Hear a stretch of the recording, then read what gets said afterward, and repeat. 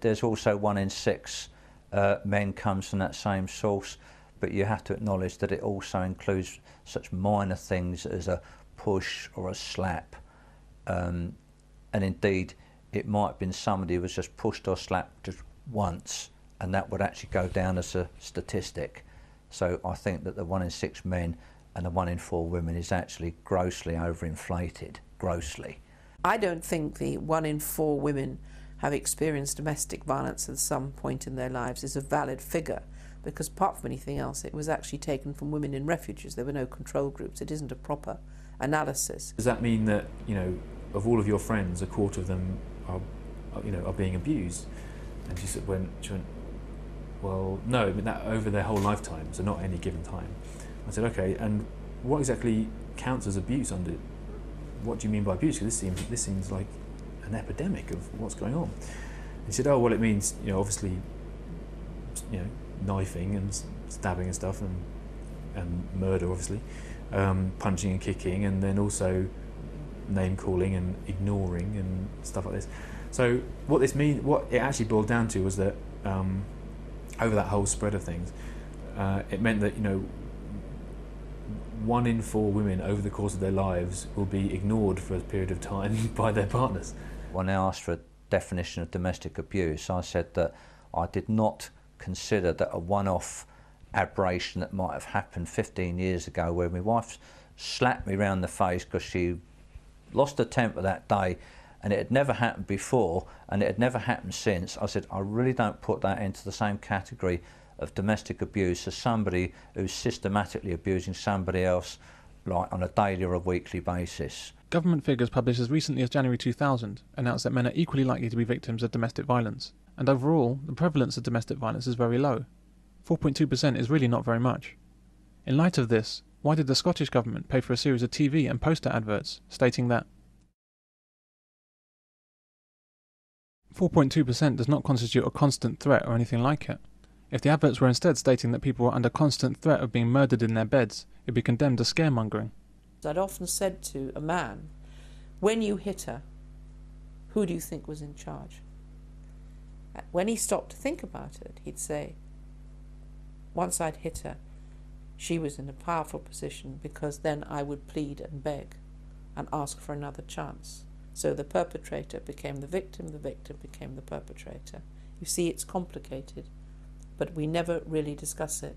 With every presentation of domestic violence you'll see anywhere in the media, all we're shown is the end point of an incident. Typically this will be a picture of a bruised woman and a description of exactly how a man hurt a woman, and that's it. Finito. And this we call news. We never get to see the man. We never get to see the other guy. Of the first 100 women that she had in the refuge, 62 of them, she said, were actually more violent or as violent as the men that had put them there. I realised it wasn't a gender issue. And I knew that from personal experience, because although both my parents were violent, dysfunctional, my mother was physically a lot more violent to me than my father. So I came to the whole subject with an open mind. And as I took the women in, I looked at the first 100 women that had came in with their children. And of the first 100, 62 could be described as violent as the partners that they left.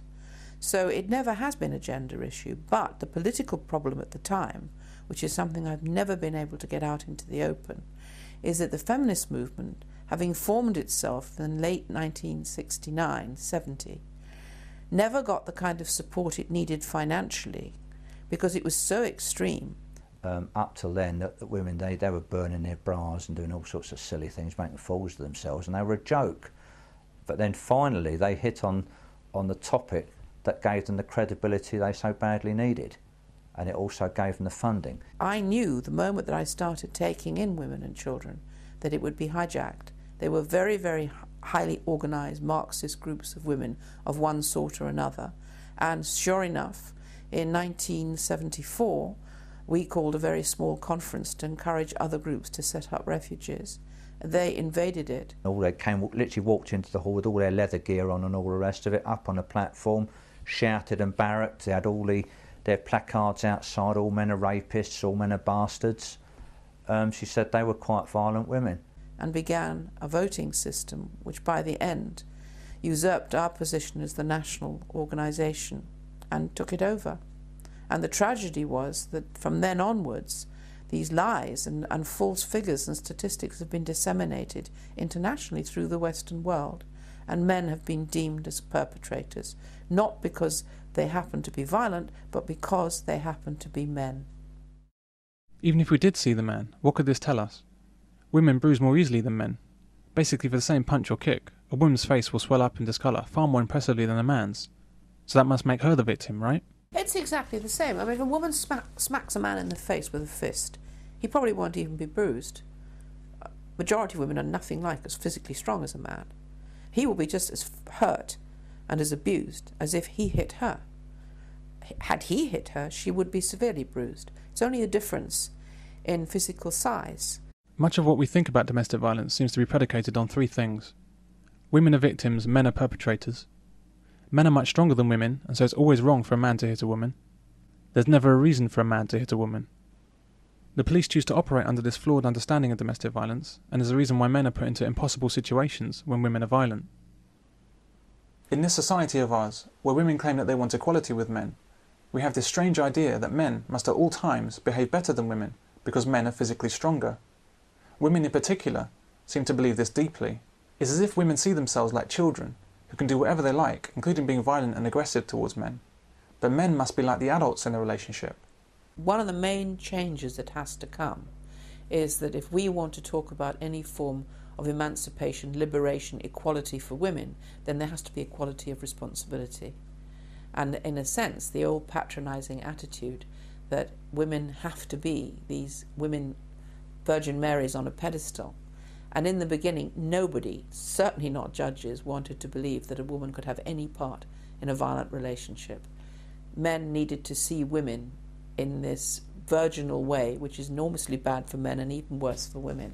So the attitude always was, oh yes, of course she's innocent. As long as she cries and she looks pretty, then she can't be guilty of anything. And it's still the climate today, but as the feminist movement mounted its campaign to vilify men, it became easier and easier and easier within the court system, which after all was flooded with women, and the social services, which is largely women, and all the sort of feminization of our society to see men as the enemy. In general, men don't get physical with women, for the same reason that men don't get physical with squirrels. Why would they? That's why the argument that men are stronger than women is irrelevant. Men and women simply don't relate to each other in that way. Like ships passing in the night, men don't regard women as a physical threat, and women don't seek to challenge men on a physical level. It's what blokes are like with women. You allow women to get away with the most outrageous things that you would not allow a bloke to get away with, because it's just how you are with women, and women know that as well. True. Women can get away with blue murder. Women are very unlikely to experience violence from a man, even when they put themselves directly in harm's way. For example, police women.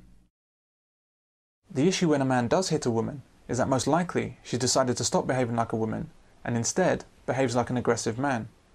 I had a friend who was in the pub, and this woman was mouthing off at him, kind of swearing at him, and they basically weren't getting along.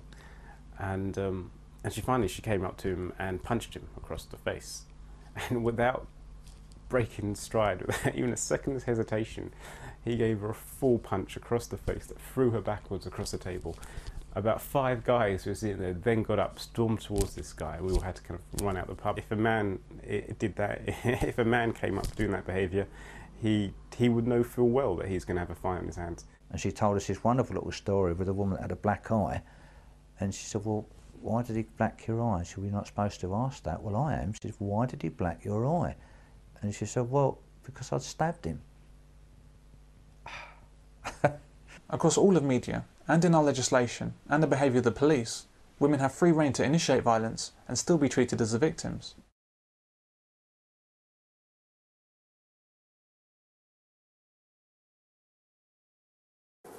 One time he actually pinned me down to the floor, and he had an axe over my head, and he said, I'm going to kill you.